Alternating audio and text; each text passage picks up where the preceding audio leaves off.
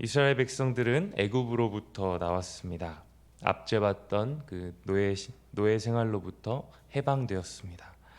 애굽에서 나오기 전에 하나님께서 모세를 통하여서 바로에게 말씀하신 것들이 많은 이야기가 바로 내 백성을 보내라는 말씀이셨습니다. 이스라엘 백성들이 광야에서 하나님을 섬기고 또 하나님께 제사 드려야 할 것을 요구했습니다. 이스라엘 백성들은 광야에서 이 애굽 땅을 벗어나 광야로부터 하나님을 섬기며 제사하며 또 이 목적을 가지고 바로 왕에게 모세가 이야기했다는 것입니다. 내 백성을 보내라. 이처럼 하나님께서는 이스라엘 백성들로 하여금 하나님 앞에 제사하기 위해서 하나님을 섬기게 하기 위해서 그들을 어두웠던 그 땅에서부터 구출해 내셨습니다. 제사는 구약 시대에 너무나도 중요한 의식입니다. 하나님께서 이스라엘 백성들을 애굽으로부터 구출하신 이유이기도 하며 또 이스라엘 백성들이 하나님을 예배하는 방식이었습니다. 오늘 본문에서는 여러 제사들 중에서 특별히 매일 드리는 제사에 대해서 소개하고 있습니다. 38절 말씀입니다. 내가 제단 위에 드릴 것은 이러하니라. 매일 1년 된 어린 양 2마리니. 제사장은 매일 아침 저녁으로 1년 된 어린 양 2마리를 번제로 드려야 했습니다. 매일이라는 이런 말은 단순히 월, 화, 수, 목, 금, 토일이라는 이런 날짜가 아니라 계속적으로 드려져야 한다는 뜻이었습니다. 매일 2마리의 양을 제물로 바치는 것은 어찌 보면 너무나도 소비적이고 심지어는 과도해 보이기도 합니다. 또 안식일에는 이것들을 2배로 드려야 했기 때문에 1년만 계산했을 때에도 약 1000마리 정도의 양을 제물로 바쳐야 했습니다. 게다가 그냥 양을 드리는 것도 아니고 꼭 1년 된 어린 양을 드려야 했습니다. 매일매일 드려지는 제사이지만 무척이나 까다로웠다는 것입니다. 제사장들 입장에서도 아침 저녁으로 하루에 2번씩 매일 제사를 드리는 일은 쉽지 않은 일이었습니다. 그냥 양을 잡아서 태워드리는 번제로만 끝나는 것이 아니라 40절과 41절 말씀을 보면 한 어린 양의 고운 밀가루 10분의 1 에바와 찌은 기름 4분의 1 흰을 더하고 또 전제로 포도주 4분의 1 흰을 더할지며 한 어린 양은 저녁에 드리되 아침에 한 것처럼 소제와 전제를 그것과 함께 드려 향기로운 냄새가 되게 하여 여호와께 화제로 삼을지니. 제사를 드리는 여러 방식들 중에서 동물을 태워드리는 번제가 있고 또 밀가루와 같은 곡식을 드리는 소제와 또 포도주를 붓는 전제가 있습니다. 그런데 매일 드리는 제사 가운데 이 3가지 제사법이 모두 사용되었다는 겁니다. 이것을 매일 아침 또 저녁으로 드린다는 것은 결코 쉽지 않은 일이었다는 것입니다. 결정적으로 그렇게 매일 제사를 드리면 그럼 정말로 이스라엘 백성들의 그 죄가 사하여지는가? 이 죄의 문제에 있어서 근본적인 그 죄의 문제, 죄 해결에 대한 문제에 있어서 매일 아침 저녁으로 드려지는 이 제사는 인간의 궁극적인 죄의 문제를 결코 해결할 수 없었다는 것입니다. 그 제물 자체가 인간의 죄를 직접적으로 사하지는 못하였다는 것입니다. 그럼에도 하나님께서는 왜 이스라엘 백성들에게 매일 드려지는 이 제사를 요구하시는 것일까요? 출애굽한 백성들에게 매일 제사를 통하여서 하나님께서 이스라엘 백성들에게 말하고자 하시는 그것이 무엇이었을까요? 첫 번째로 이스라엘 백성들은 매일의 제사를 통해서 아침 저녁으로 드리는 이 제사를 통하여서 자신들이 죄 있는 존재라는 그 사실을 깨닫기를 원하셨다는 것입니다. 동시에 애굽에서부터 인도하여 내신 분이 바로 하나님이시라는 사실을 다시 한번 기억하기를 원하셨다는 것입니다. 46절 말씀을 보시면 그들은 내가 그들의 하나님 여호와로서 그들 중에 거하려고 그들을 애굽 땅에서 인도하여 낸 줄을 알리라. 나는 그들의 하나님 여호와니라.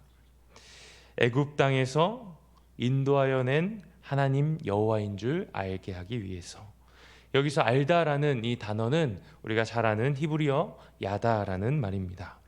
그냥 단순히 지식적으로 표면적으로 아는 것이 아니라 관계적인 알을 말하는 것입니다. 결국 하나님께서는 이 매일의 제사를 통하여서 이스라엘 백성들에게 무엇을 말씀하시고자 하셨냐면 하나님과의 관계를 이야기하고 싶으셨다는 것입니다. 죄인인 인간인 내가 누구인지, 그리고 그 죄인을 구원하신 하나님은 누구이신지, 그리고 하나님께서 행하신 그 많은 기적들을 통하여서 이스라엘과 하나님과의 그 관계적인 측면을 하나님께서 매일의 제사를 통하여서 알게 하셨다는 것입니다. 우리도 마찬가지입니다. 하나님께 드리는 매일의 우리 예배, 또 매일 하나님 앞에 나아가는 그 말씀들, 또 하나님께 드리는 우리의 매일의 삶을 통하여서 내가 죄인이라는 사실을 깨닫길 바라신다는 것입니다. 우리는 때로 내가 죄인이라는 사실을 잊어버리게 됩니다. 남을 위해서 봉사하고 또 남들에게 칭찬받을 만한 행동들을 할 때마다 나는 좀 괜찮은 사람인 것 같아. 나는 정말 죄인은 아닌 것 같아. 하나님께서 이런 나를 사랑하실 만해 라는 그런 생각들이 불쑥불쑥 찾아온다는 것입니다. 그러나 하나님을 예배할 때 마치 이스라엘 백성들이 자신들의 애굽의 시간들을 떠올리게 되는 것 같이 우리가 하나님을 예배할 때 내가 누구인지, 그런 나를 구원하신 하나님은 누구이신지를 우리가 깨닫게 되는 것입니다. 하나님과의 그런 관계적인 그 깊은 관계 가운데서 매일의 삶의 예배로 우리가 나아가게 되기를 소망합니다. 하나님께서 이스라엘 백성들을 향하여서 이 매일의 제사를 드릴 것을 요구하신 또 한 가지 이유는 하나님께서 이스라엘 백성들과 매일 만나기 원하셨기 때문입니다. 우리는 죄라는 사실을 어떤 행동이나 또 생각에 국한시키는 경우가 많습니다. 그러나 성경에서 말하는 죄는 무엇입니까? 하나님과의 관계가 틀어진 것, 하나님과의 관계가 깨어진 그 관계적인 측면에서의 죄를 말씀하십니다. 하나님은 죄를 미워하시며 죄와 함께 하실 수 없는 분이십니다. 죄는 반드시 그 대가를 치러야 합니다. 그러나 오늘 하나님께서 이스라엘 백성들에게 매일의 제사를 드릴 때에 그들과 만나시겠다고 말씀하십니다. 그들과의 관계를 갖길 원하신다고 말씀하십니다. 43절 말씀, 내가 거기서 이스라엘 자손을 만나리니 내 영광으로 말미암아 회막이 거룩하게 될지라. 회막은 하나님과의 만남이 있는 장소였습니다.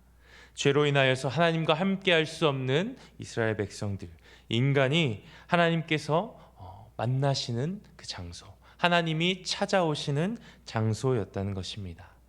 매일의 제사를 통하여 하나님 앞에 예배할 때 하나님께서는 그들의 죄를 그 제물에게 전가시키시고 하나님께서는 그들 가운데 찾아오시고 말씀하시는 곳이 바로 회막, 또 매일의 제사를 통하여서 이루어졌다는 것입니다. 매일의 하나님께 드리는 예배를 통하여 우리는 우리와 함께 하시는 하나님을 경험하게 됩니다. 하나님은 매일매일 그의 백성 가운데 거하시기를 원하십니다. 날마다 그들과 함께 하시기를 원하신다는 것입니다. 이스라엘 백성들을 애굽으로부터 구출해내신, 구원하신 그 목적 또한 하나님께서 함께 하시기 위하여서였다는 것입니다. 46절 말씀입니다. 그들은 내가 그들의 하나님 여호와로서 그들 중에 거하려고 그들을 애굽 땅에서 인도하여 낸 줄 알리라. 나는 그들의 하나님 여호와니라. 그런데 이스라엘 백성들에게 아주 큰 문제가 있었습니다. 왜냐하면 이 율법 아래서 행해지는 제사는 완전하지 않았다는 것입니다. 아무리 매일매일 제사를 드리고 아무리 속죄의 제물을 드린다고 하더라도 또 이스라엘에 있는 대속죄일을 통하여서 모든 백성들의 죄를 짊어지고 또 나아간다 하더라도 인간의 궁극적인 죄의 문제가 해결되지 않는다는 것입니다. 결국 매일의 제사를 통하여서 무엇을 하나님께서 바라보게 하시냐면 우리의 궁극적인 죄의 문제를 해결할 그 대상이 필요하다라는 그 사실을 이스라엘 백성들에게 알려주신다는 것입니다. 바로 예수 그리스도를 바라보게 하신다는 것입니다.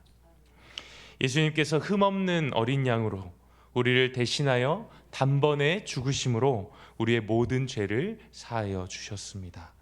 예수님께서 친히 제물 되셔서 예수님께서 죽으실 때에 휘장이 위에서 아래로 찢어지며 오직 예수 그리스도를 통하여서 하나님께 나아갈 수 있는 그 길을 열어주셨다는 것입니다. 그렇기에 그리스도를 믿음으로 우리가 주님을 의지함으로 또 죄인이었던 우리가 하나님 앞에 예배할 수 있게 되었다는 것입니다. 죄인이었던 우리를 하나님의 백성이요 하나님의 자녀라 칭하여 주신다는 것입니다. 말씀을 정리합니다. 우리는 매일의 삶 가운데 하나님과의 관계를 우리가 생각하기 원합니다. 우리는 하나님과 함께 할 수 없었던 죄인임에도 하나님께서는 우리와 함께 하시길 원하시고 또 함께 하시기 위해서 예수 그리스도를 이 땅 가운데 보내주셨다는 것입니다. 우리의 근본적인 죄의 문제, 하나님과의 관계의 그 문제를 예수 그리스도를 통하여서 화목해 하셨다는 것입니다. 단순히 우리의 죄를 없애주신 것이 아니라 우리를 하나님의 자녀 삼아주시는 그 화목의 제사를 예수님께서 드리셨다는 것입니다. 하나님은 우리와 항상 함께 하시기 원하십니다. 그렇기에 예수님께서 이 땅에 오셔서 죄인들과 함께 하셨고 또 예수님을 믿는 모든 자들에게 성령으로 함께 하신다 약속하셨습니다.